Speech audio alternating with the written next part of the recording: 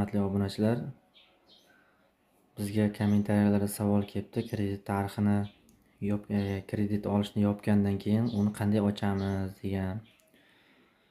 Bu oddiy, xuddi shu taqiqlash deb yozamiz yana. Kredit bitimini tuzishga taqiq qo'yish yoki taqiqni olib tashlash bo'limiga kiramiz. Xizmatdan foydalanish, xizmat narxi bepul, xizmat ko'rsatish avtomatik tarzda. Xizmatdan foydalanishni bosamiz. Va sizning so'rovingiz natijasida kredit bitimini tuzishga taqiq qo'yish holati. Bu holatda biz xizmatni o'chirish bo'limini bosamiz va tasdiqlash